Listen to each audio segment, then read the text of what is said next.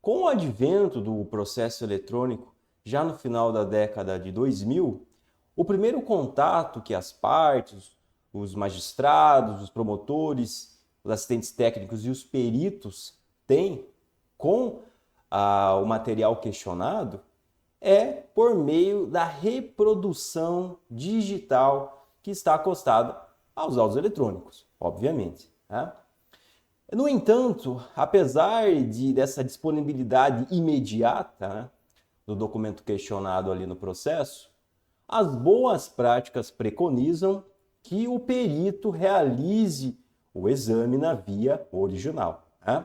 Portanto, ele irá solicitar esse documento original ou o magistrado, logo no despacho saneador, ele já irá determinar a apresentação desse documento original, né? E a perícia deveria seguir esse rumo, ou seja, examinar o documento na sua via física original que deu origem à digitalização acostada aos autos. Né? Infelizmente, por vários motivos, isso nem sempre acontece. Né? E esses motivos geralmente estão atrelados a um extravio, a uma destruição e, infelizmente, em alguns casos, porque o perito judicial sequer solicitou, as partes silenciaram a respeito disso, o juiz também não se posicionou e a perícia foi feita de modo indireto. Né? Esse vídeo ele é extremamente importante para você, advogado, para assistentes técnicos, que precisam impugnar um laudo grafotécnico que foi realizado de maneira indireta. Isto é, mediante a digitalização acostada aos autos. Né? Portanto, o tema do vídeo de hoje é prejuízo na identificação do método de construção em exames indiretos. Bem, existem vários elementos que são analisados em uma perícia grafotécnica. Né? Esses elementos, eu geralmente utilizo os elementos de identificação da escrita preconizados no livro de documentoscopia do professor Samuel e do professor Eric. São 21 elementos, dentre os quais existe o método de construção, e também conhecido como gênese gráfica. O método de construção é um dos elementos mais importantes na minha concepção dentre esses 21 elementos. E eu vou mostrar nesse vídeo para os doutores que o método de construção ele terá um prejuízo, né, da sua análise quando a perícia ela é indireta. Né? Portanto, o escopo aqui é subsidiar a impugnação de laudo grafotécnico com exame indireto, sobretudo quando a análise ignora as limitações para identificar a gênese gráfica em perícias indiretas. Bem, esse daqui é o meu currículo, eu sou pós-graduado em perícias forenses, que é a clínica geral da perícia, também sou pós-graduado em perícia judicial e documentoscopia avançada, trabalho com perícia judicial há 6 anos e antes disso trabalhei por vários anos em varas cíveis, tá bem? Aqui está o meu currículo, também está no LinkedIn, quem tiver interesse vai ter a possibilidade de fazer uma análise mais acurada dele.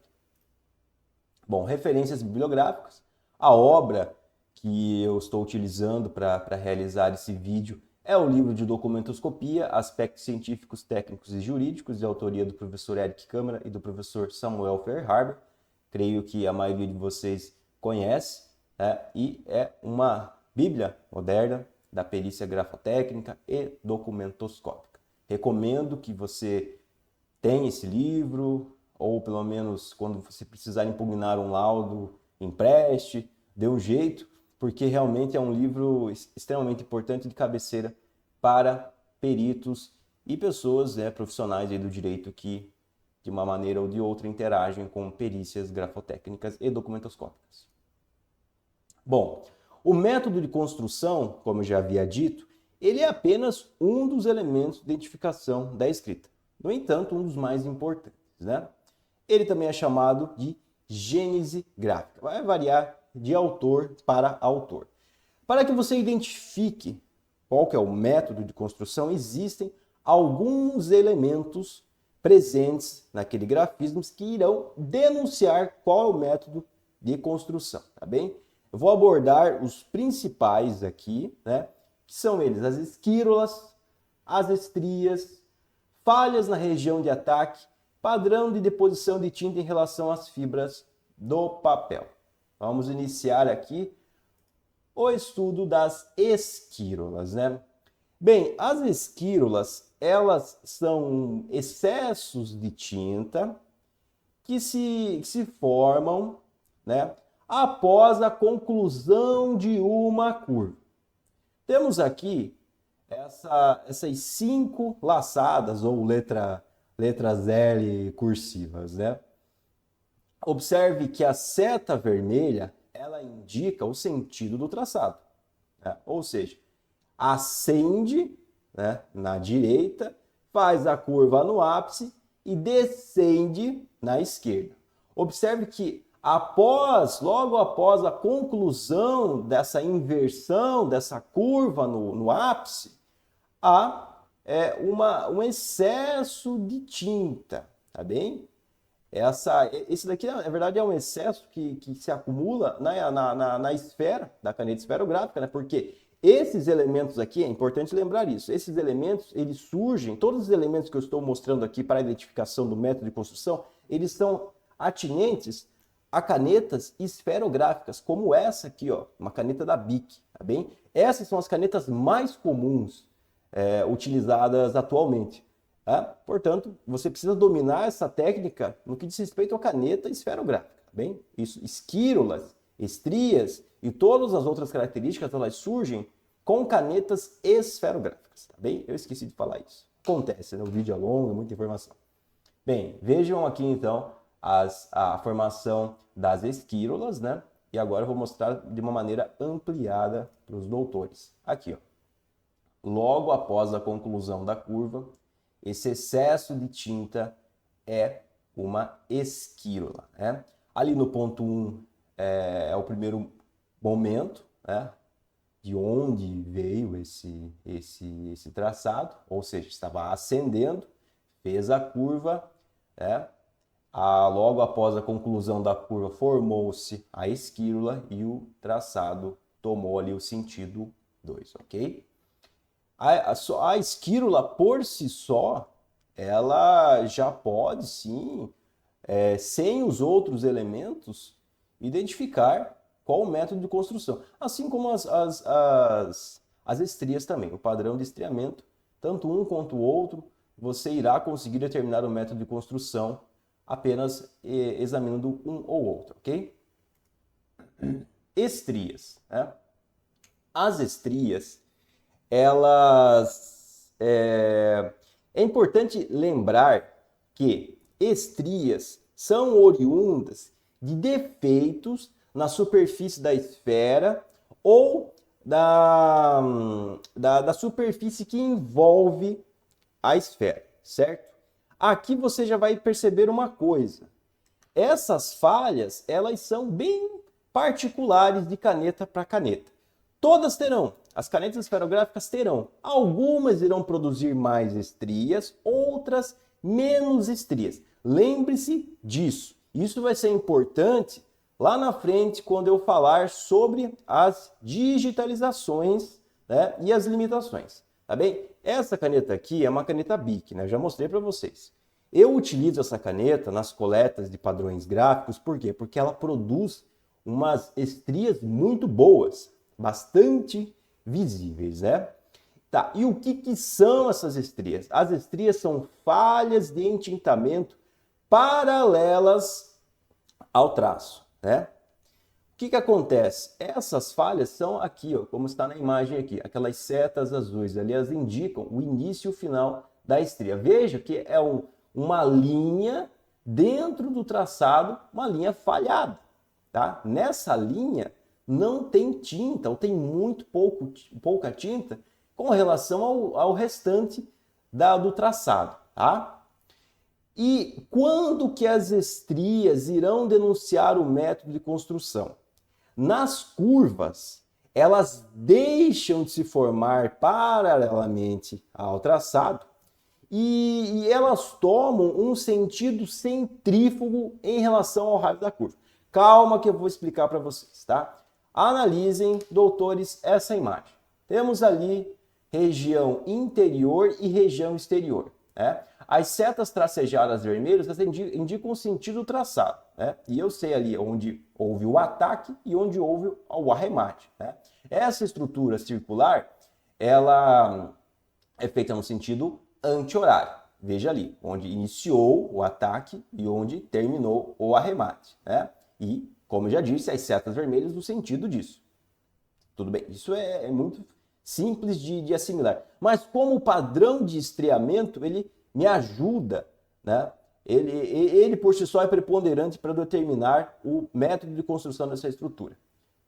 A seta azul superior, ela indica que o ponto inicial daquele padrão de estriamento, ele está voltado para a região interior do grafismo, né? E o ponto abaixo indica que essa outra ponta, ela está na região exterior do grafismo. Ou seja, quando ocorreu aquela curva, o padrão de estriamento deixou de se formar paralelamente, né, ao traçado, tá certo? E houve ali aquele movimento centrífugo. Agora eu vou dar um exemplo que vai deixar bem mais claro para os doutores. Veja aqui. Digamos que essa seta alongada, tracejada amarela, é o trajeto de um veículo em alta velocidade. Ali no ponto 2, o veículo em alta velocidade inicia a sua curva. Mas ele está em alta velocidade, ele não vai conseguir vencer essa curva, né? O sentido dele é aquele sentido ali o sentido do traçado é a seta vermelha. Então, como ele está em alta velocidade, ele não vence a curva e ele perde, ele sai da pista ali no sentido 2. É o mesmo movimento da estria, né? Ela realiza esse movimento, ela sai aqui no raio da curva. Ela não acompanha a curva, ela deixa de se formar paralelamente ao traçado nas curvas. Então, lembre desse exemplo aqui, doutores. Ponto 2 e ponto 1. O carro se perdeu, ele não conseguiu vencer a curva e ele deixou deixou o seu trajeto paralelo, ok? Creio que fui bastante claro. Então, as estrias, elas são importantíssimas, né? E por si só determinam o sentido do traçado, tá bem? E vocês observam que é uma falha, ela é uma falha de entintamento. Ou seja, não é qualquer reprodução, doutores, que irá preservar essa característica, né? Vamos lá. Outro elemento aqui importante para você identificar o método de construção, né, em assinaturas ou manuscritos realizados por caneta esferográfica é a falha na região de ataque. Bem, nem sempre essa falha ela irá existir, né? Por quê? Porque depende daquela região que realiza o toque no papel, depende que aquela região esteja seca, esteja com pouca tinta. Né? Lembrando que a caneta esferográfica, ela, como o próprio nome diz, possui uma esfera aqui. Né? Se você deixa essa caneta um tempo sem uso ou encerra um momento e ela aquela parte que está aqui na ponta, ela não passou, ela não lubrificou, por conseguinte, quando ela tocar o papel, ela vai apresentar, num primeiro momento, num curtíssimo momento, ela apresentará uma falha. Mas logo em seguida ela irá fazer o seu movimento e ela irá se lubrificar novamente, certo? Portanto, em alguns casos existem essas falhas na região de ataque, como esse exemplo aqui. Ali na região com a elíptica vermelha foi o ataque, né?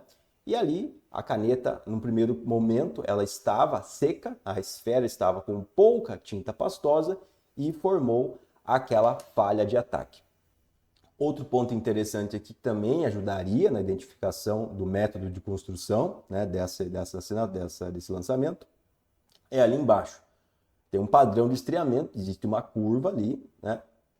E veja que o ponto 1 ele está voltado para a região interior, aonde iniciou essa estria, e o ponto 2 saiu, deixou de se formar paralelamente. Por quê? Porque fez uma curva. Então é o ponto 2. Com base então nessas duas informações, seria possível identificar o método de construção. Tá? Aqui outro exemplo, outra falha de ataque. Também existe um padrão de estriamento ali que denuncia esse sentido, né? Veja ali, região circulada, no corte do T, houve uma falha de ataque. Né? Também existe um ponto chamado padrão anômalo de estriamento, que denuncia, né, que ele surge no lançamento logo após o ataque, que também fica bastante prejudicado no exame indireto. Bom, aqui para traços retilíneos, né, padrão de deposição de tinta em relação às fibras do papel. Né? Para você observar isso daqui, você precisa de uma ampliação óptica muito grande. E, obviamente, que em nenhuma, pode ser 240 dpi, 1200 dpi, por aí vai, não vai conseguir observar esse padrão aqui em uma reprodução digital. Precisa analisar o documento original. Né? Então, se o perito utilizou isso aqui em uma reprodução, ele que se explique muito bem, né?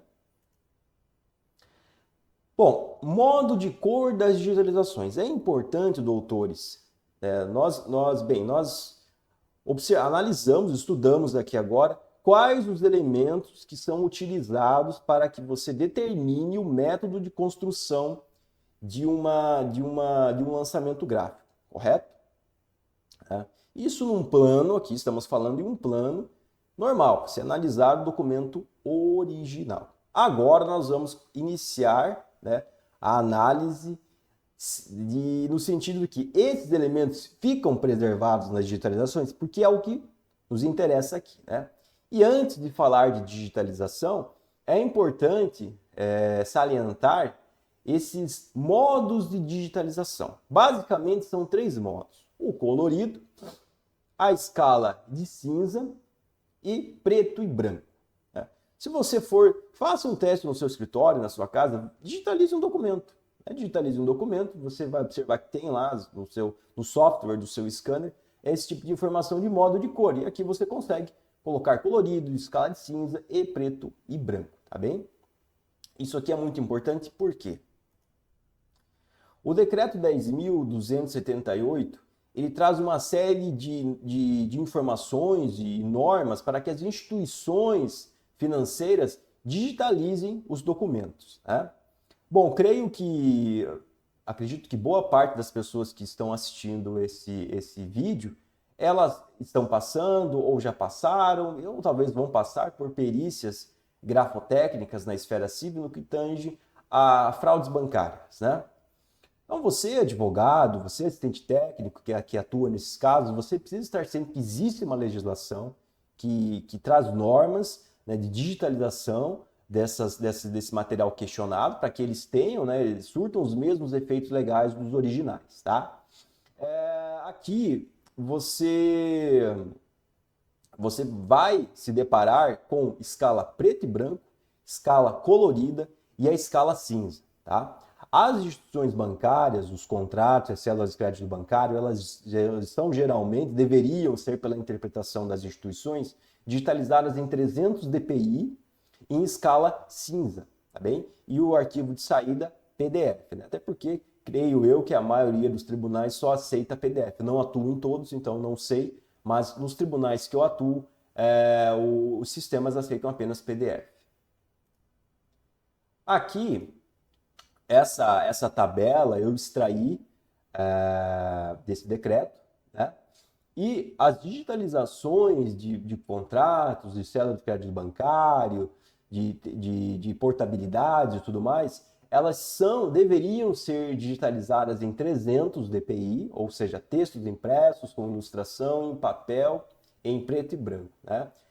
Devia ser 300 dpi, escala de cinza e a saída PDF. Pessoal, eu vou fazer para vocês aqui uma ilustração da escala colorida, da escala cinza e da escala preto e branco, tá bem? Vamos lá, digitalização em escala colorida 600 dpi. Na escala colorida 600 dpi, como eu vou identificar o método de construção? É muito simples, eu consigo visualizar aqui o ponto de ataque, com a falha de ataque, a esquírola e as estrias sem dificuldade, ok? Mesmo que seja uma caneta que não produza tantas estrias, eu vou conseguir visualizá-la muito bem. Agora, colorida 400 dpi, lembrando que eu vou mostrar a mesma imagem para todas digitalizada de maneiras diferentes, tá? 400 dpi eu consigo ver muito bem a esquírola, né? E a falha de ataque também. 300 consigo ver também a esquírola e a falha de ataque. 200 consigo ver a esquírola e a falha de ataque. Isso é uma opinião minha, né? Agora 100 fica difícil. 75, então, nem se fala. Parece, inclusive ali no 75 eu fiz uma anotação. Ó, tem um ponto ali que parece que ele perde totalmente, ele não digitaliza nada, né, e parece um levantamento de caneta, isto é interrupção. Esse quadro aqui mostra 600, 400 e 300 dpi. Em todas eu consigo visualizar perfeitamente as esquírolas, né? Já o padrão de estreamento, ele fica bastante claro em 600 dpi, tá? Independente de se produz muitas ou poucas estrias, né? Como eu falei para você, isso é uma falha, é um defeito da caneta, cada caneta vai ter suas falhas, não é algo que todas vão ter da mesma maneira, umas mais, outras menos, né? Em 400 e 300 eu digo para vocês que depende muito da caneta, tá? Via de regra, é possível sim visualizar, né? Mas no 400 e no 300 dpi as estrias, mas eu não consigo também te dizer aqui que vai ser possível. Depende, tá? São circunstâncias. Se for uma caneta que produz muita estria, você vai conseguir visualizar. Agora, outras não produzem tanto, não ficam tão nítidas, tá? Então, essa resolução um pouco mais baixa aqui, ela pode prejudicar sim. Não é o que mais acontece, mas lembre-se disso, pode ser prejudicial sim. Você precisa ampliar e ter certeza do que você está vendo. O perito trabalha com certeza. Eu só vou dizer algo se eu tiver certeza. Se eu não visualizo algo numa digitalização, se aquela digitalização ela não me traz confiança para eu afirmar algo, eu não afirmo. Tá bem? Portanto, lembre-se disso, 600 dá para ver muito bem, 1200 também vai dar para ver muito bem, mas agora abaixo disso vai depender de como que essas estrias estão se comportando, como essa caneta está produzindo essas estrias, correto? Em 200, 150 e 75 dpi eu consigo ver as esquírolas aqui em 200 e 150, já em 75 ao seu não me sinto seguro para afirmar que aquilo ali é uma esquírola, tá bem? Não consigo. Na minha concepção, não. Na minha concepção, em 75 dpi, você não tem confiança para afirmar nada. Eu não vejo, óbvio, estria eu não vou ver aqui, eu não vou ver falha de entintamento. A única coisa que vai me indicar aqui é um ponto um pouco mais escuro no traçado, que pode ser uma esquírola. Parece, está na região das esquírolas e tudo mais. Eu concordo, mas eu acho que essa resolução aqui está muito baixa. É muito temerário. O perito tem que trabalhar com certeza, tá? E se isso aqui for uma deformidade da própria digitalização? Eu não sei. E se isso aqui, eu só tenho isso. E se não houve um levantamento ali, eu não sei se aquilo ali é um levantamento, se é uma deformidade causada pela digitalização em baixa resolução, eu não sei o que é aquilo. Se eu não sei o que é, eu não afirmo. Portanto, na minha concepção, 75 dpi, você não consegue afirmar absolutamente nada no que tange a método de construção. No 150, fica difícil, no 200 também é difícil, mas no 75 não tem o que dizer, tá bem? O perito que está fazendo uma análise em uma digitalização em 75 dpi, ele está fazendo uma análise morfológica. Ele não consegue adentrar em gênese gráfica, método de construção, como os doutores são acostumados a dizer. Bem? Agora em escala cinza, né? 600 dpi se aplica ao anterior, eu consigo ver falha de ataque, eu consigo analisar estria, padrão de estriamento e esquilas. Tá? Escala cinza, né? 400, a mesma coisa, esquílula evidente, falha de ataque evidente, estrias nem tanto. Depende do caso. 300, mesma coisa. Dá para ver a falha de ataque, dá para ver esquílula, estria, depende. Lembrando que 300 dpi é aquela digitalização que as instituições deveriam realizar. Bem? Olha aqui. Voltando. Esquílulas eu consigo. Só com as esquílulas eu já sei o método de construção disso aqui. Tá? Falha de ataque também está ali, está visível. E estrias depende do caso. 200 eu consigo ver a esquílula. 100 já começa a ficar um pouquinho mais difícil, né? 75, bom, 75 nem se fala, né? Só consigo analisar aspectos morfológicos. Aqui o quadro comparativo, 600, 400, 300. Em todas eu consigo observar as esquílulas. E o padrão de estriamento, com certeza no 600, 400 e 300 vai depender. Agora, em 200 e 100 e 75, em 200 eu consigo observar com uma certa clareza a esquílula, né? Agora, em 100 e 75 fica bem difícil, né? Inclusive, eu fiz uma observação ali, aquela reta vermelha, ela indica o quê? Veja que a deformidade causada por uma digitalização em baixa resolução tirou o aspecto curvo daquela região, que ainda é visível em 200 dpi, e em 100 dpi transformou, otimizou isso aqui para uma reta, né? Tá retilíneo ao invés de curvo. Veja as deformidades que uma digitalização em baixa resolução causa. Bem, se o perito ele está analisando isso aqui, 75 ou 100, ele está vendo aqui algo retilíneo, não algo curvo. Tá? E como eu já tinha dito anteriormente, veja que no ápice, ali, principalmente no 75 dpi, parece que não tem nada, parece que não tem tinta ali. Dá para dizer que houve um levantamento analisando só 1,75 dpi? Dá para dizer, viu? Ele pode dizer, olha, parece que aqui tem um levantamento. Mas não é um levantamento. É uma digitalização em baixa resolução que causa essas deformidades. Né? Agora, escala preto e branco, para mim tanto faz, viu? Por quê? Pode estar em 75 ou pode estar em 600. Eu não consigo observar com exatidão esquílulas, falha de ataque, fica também difícil, e estrias, então, nem se fala. E o maior problema, na minha concepção, de você digitalizar um grafismo, né, em escala preto e branco, é que as regiões mais claras do grafismo, elas não serão transformadas elas não serão reproduzidas. Né? Veja aqui, o traço ascendente, que ali está em branco, que é a mesma figura que eu já usei nas outras. Ali existe um traço um pouco mais tênue, que o ascendente geralmente ele tem menos pressão e o descendente mais pressão. Veja que o ascendente, por ser mais tênue, ele sequer foi reproduzido, ainda que a digitalização tenha sido em 600 dpi. Já o descendente, que ele tem mais pressão, ele foi reproduzido, né? Agora você imagina o perito só ter isso aqui para analisar. Ele só tem isso. Né? Fica difícil de dizer até a quantidade de momentos gráficos que isso aqui foi realizado. Né? Principalmente passando para cá, ó, 400. Aqui ainda tem um pequeno vestígio, né? Mas mesmo assim ainda é muito pouco para você afirmar que aqui realmente houve um traçado. Na minha concepção é difícil. Perito tem que trabalhar com certeza, né?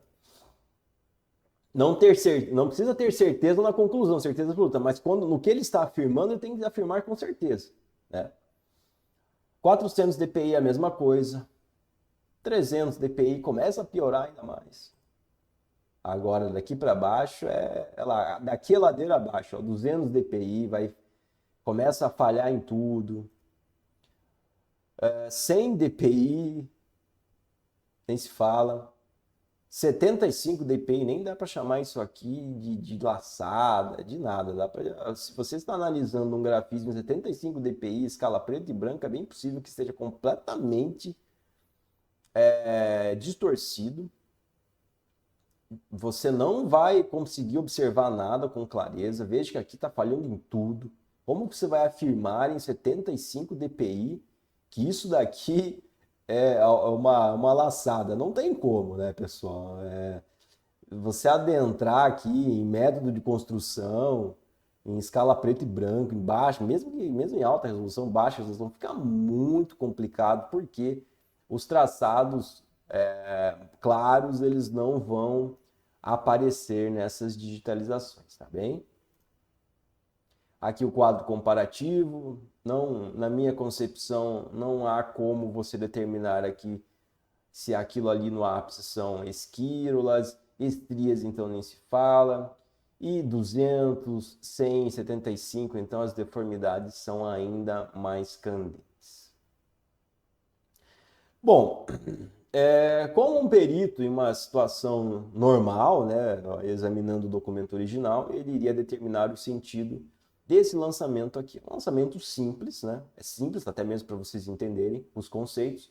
Aqui eu consigo fazer uma análise do padrão de estriamento, né? Observo aonde esse padrão de estriamento ele deixou de se formar paralelamente ao sentido do traçado, né? Dá para observar isso daqui. E eu também tenho as esquírolas. Aqui nós temos uma esquírola que ela está um pouco mais arrastada, correto? Essa curva aqui é uma curva um pouquinho mais aberta e houve esse arrastamento dela, mas é sim uma esquírola que se formou aqui, tá bem? Então, numa situação normal, eu consigo determinar esse método de construção desse lançamento, né? E com base no padrão do estriamento e esquírolas, eu sei onde houve o ataque e onde houve o arremate, tá bem?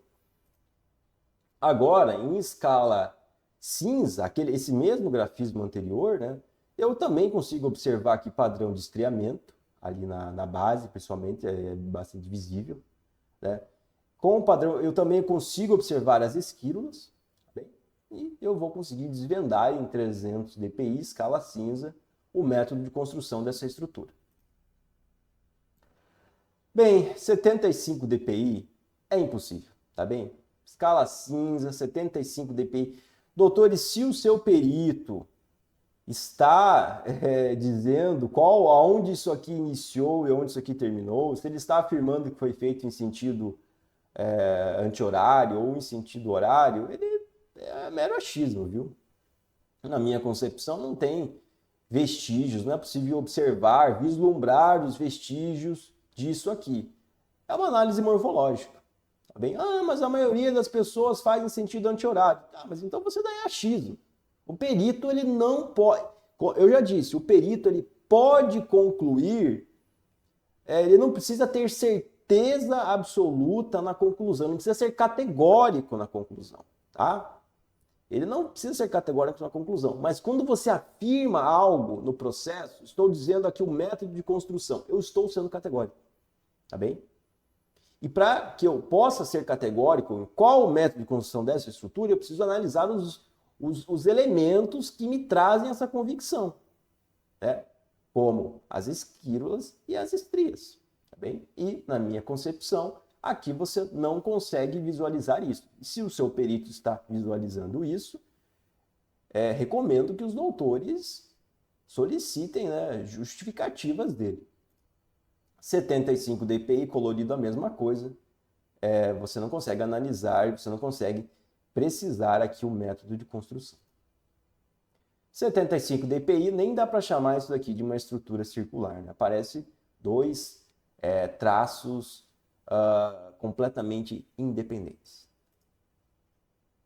Bem, doutores, esses daqui são pontos fundamentais para a impugnação, tá bem? Esses pontos, eles não são quesitos para os doutores utilizarem, são pontos fundamentais que servem mais como um pontapé inicial, né, umas ideias para os doutores questionarem os peritos, se, obviamente, O caso, né, que os doutores estão atuando é uma análise grafotécnica indireta em baixa resolução, como eu estou mostrando aqui, tá bem? Como eu sempre digo isso, quesito genérico mais atrapalha do que ajuda, tá bem? Agora eu vou todo processo eu vou utilizar isso daqui como quesito. Não, tá bem? Não faça isso. Cada caso é um caso, né? Quesito genérico tira a credibilidade da parte que os formulou, tá bem? Primeiro ponto aqui, a digitalização do material questionado permitiu que o perito judicial identificasse com precisão as estrias e esquírulas do momento gráfico X justificar. Como eu disse, dependendo da digitalização, do tipo da digitalização, da resolução, estrias e esquírulas não será possível vislumbrá-las, tá certo? Observá-las. Ou seja, fica prejudicado o exame do método de construção, tá bem? Então, um ponto importante aqui é questionar o perito quanto a isso. Os critérios utilizados para identificar com absoluta certeza as regiões de ataque e arremate do momento gráfico X. Quais os critérios? Por quê? Às vezes eu vejo que algumas pessoas se confundem, elas olham, isso aqui é um ataque em arpão. Mas o ataque em arpão, ele também tem a mesma forma, a mesma morfologia do arremate em arpão. Assim como o ataque progressivo tem a mesma morfologia do arremate desvanecente. Você observar uma ponta de um traçado e ver lá um arpão, isso não quer dizer que é um ataque em arpão, tá? Para você determinar se ali é de fato um ataque ou arremate de uma ponta, de um traço, você precisa identificar esses elementos, estrias, esquírulas, padrão de deposição, falha de ataque e tudo mais. Talvez um ritmo gráfico, entendeu? Portanto, não existe a identificação do método de construção analisando apenas ataque e arremate. Quem faz isso está tremendamente errado, doutores. Tá bem? Considerando que a baixa resolução do material questionado impede a visualização das estrias e esquírulas, bem como das falhas de ataque e padrão de deposição de tinta, o perito judicial pode desvendar a gênese gráfica da assinatura justificar. Se esse perito está lá dizendo que analisou elementos grafocinéticos do grafismo e blá blá blá, e gênese gráfica, colocou lá tudo genérico, da análise da gênese gráfica. Tá, como que o doutor analisou a gênese gráfica se é impossível visualizar aqui nessa baixa resolução, uma escala preto e branco em baixa resolução? Não é possível observar gênese gráfica, tá bem? Eu não consigo nem sequer pensar em ver aqui um padrão de estriamento, de esquilo, de qualquer coisa desse tipo. Não há a mínima possibilidade de observar isso. Questione o perito. Use os argumentos desse vídeo. Ele não pode falar sobre gênese gráfica apenas analisando questão morfológica. Uma perícia desse tipo, ele está analisando apenas questões morfológicas. Tá bem? Se ele está lá colocando gênese gráfica, porque usa um modelo, ele está errado. Ele tem que ser colocado contra a parede. Tá bem? Ele está errando, está cometendo uma falha gravíssima. Tá bem? Outro ponto aqui, diante da baixa resolução do material questionado, justifique o perito judicial o porquê da não requisição da via física original. Aqui é um ponto muito importante e que mexe sim com o perito. Por quê? Como eu disse lá na cabeça do vídeo, em alguns casos, o perito ele silencia, ele não pede o original, não, eu vou fazer aqui na via que está no processo, para mim é mais fácil, eu não vou... tem que me deslocar, nem nada, a perícia indireta ela é possível. Ok, a perícia indireta é possível, né, em alguns casos. Mas você está perdendo qualidade do seu trabalho. Olha um pouco a voz aqui, tá? Ele deveria solicitar o original. A perícia, a qualidade do seu trabalho, ela está à frente de questões ali de conforto.